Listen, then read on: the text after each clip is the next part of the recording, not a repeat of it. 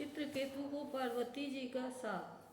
श्री सुखदेव जी कहते हैं, परीक्षित, विद्याधर चित्रकेतु जिस दिशा में भगवान संकर्षण अंतर्ध्यान हुए थे उसे नमस्कार करके आकाश मार्ग से स्वच्छंद विचरने लगे।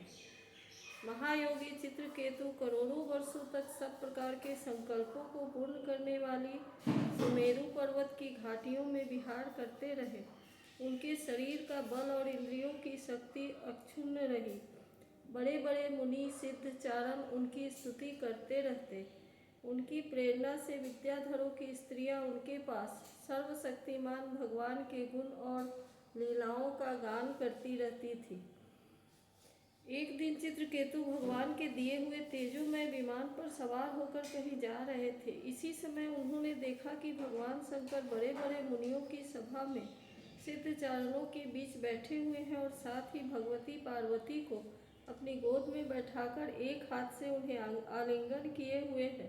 यह देखकर चित्रकेतु विमान पर चढ़े हुए ही उनके पास चले गए और भगवती पार्वती को सुना सुना कर जोर जोर से हंसने और कहने लगे।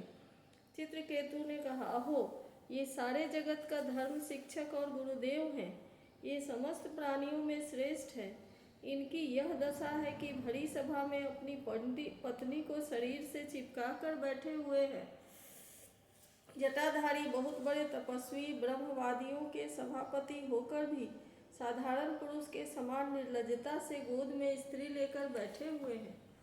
प्रायः साधारण पुरुष भी एकांत में ही स्त्रियों के साथ उठते बैठते हैं, परंतु ये इतने बड़े व्रतधारी होकर भी उसे भरी सभा में लिए बैठे हैं। श्री सुखदेव जी कहते हैं, परीक्षित, भगवान शंकर की बुद्धि अगाध है।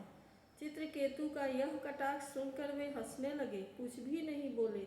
उस सभा में बैठे हुए उनके अनुयायी सदस्य भी चुप रहे।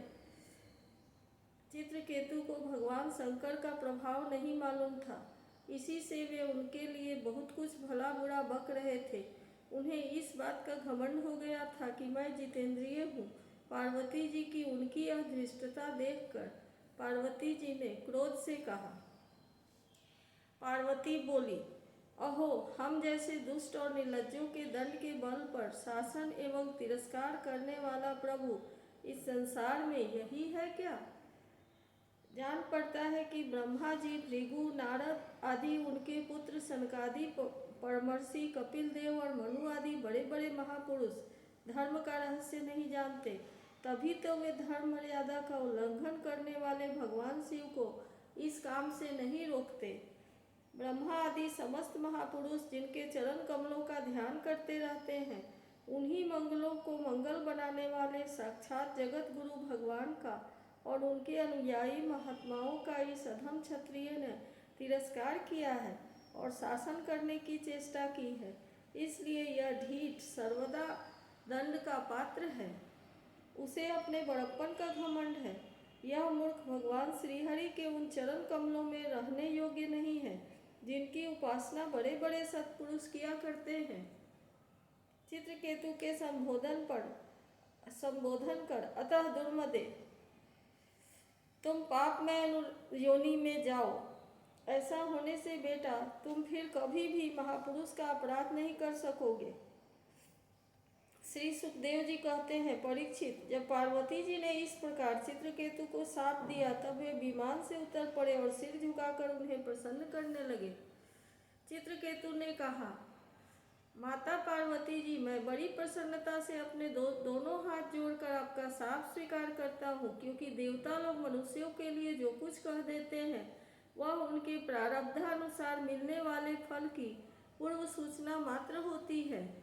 देवी, यह जीव अज्ञान से मोहित हो रहा है और इसी कारण इस संसार चक्र में भटकता रहता है तथा सदा सर्वदा सर्वत्र सुख और दुख भोगता रहता है। माता जी, सुख और दुख को देने वाला न तो अपना आत्मा है और न कोई दूसरा।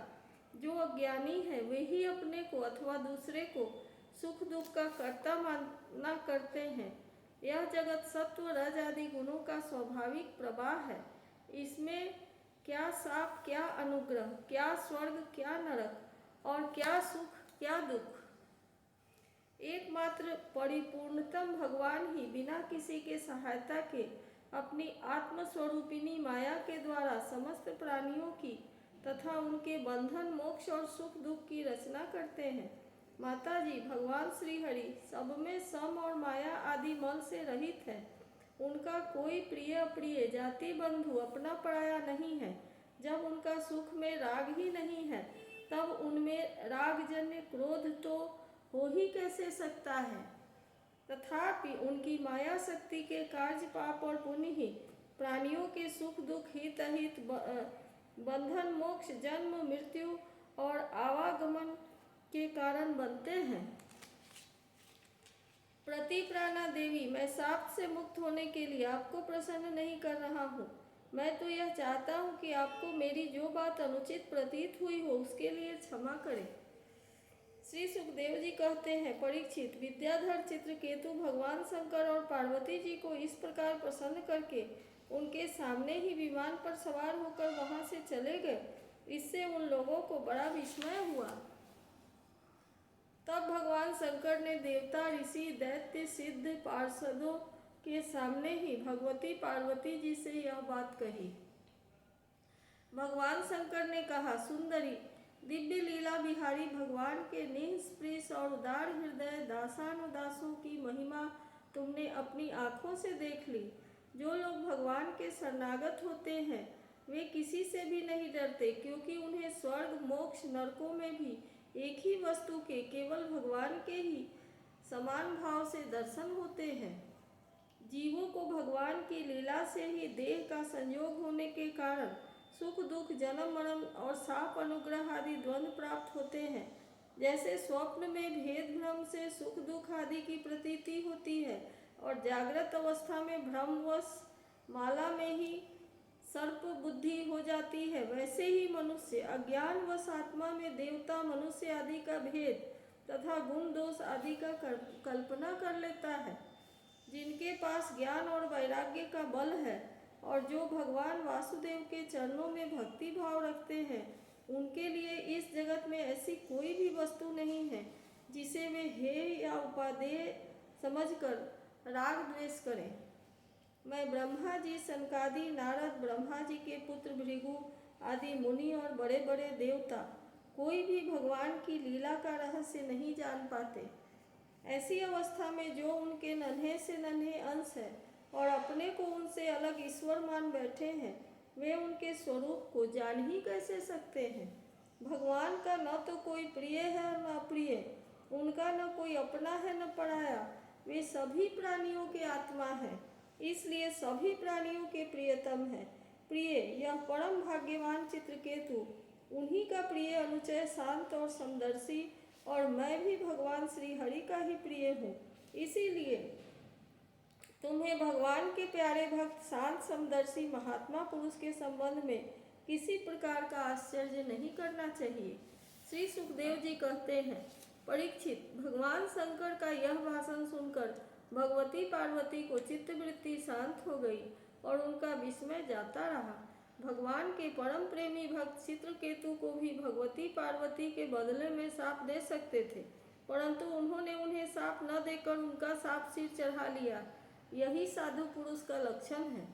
यही विद्याधर चित्रकेतु दान वयोनि का आश्रय लेकर त्वष्टा के दक्षिणाग्नि से पैदा हुए। वहाँ इनका नाम वृत्तासुर हुआ और वहाँ भी ये भगवत स्वरूप के ज्ञान और भक्ति से परिपूर्ण ही रहे। तुमने मुझसे पूछा था कि वृत्रासुर का दैत्य योनि में जन्म क्यों हुआ और उसे भगवान की ऐसी भक्ति कैसे प्राप्त हुआ, तो उसका पूरा विवरण मैंने तुम्हें सुना दिया।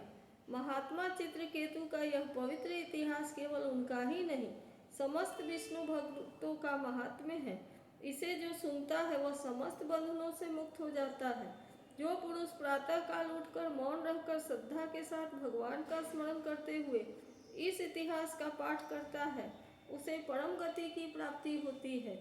इति श्रीमद्भागवत महापुराणे पारमहंस्यां संहितायां षष्ठ स्कंधे चित्रकेतु शापो नाम सप्तदशोऽध्यायः।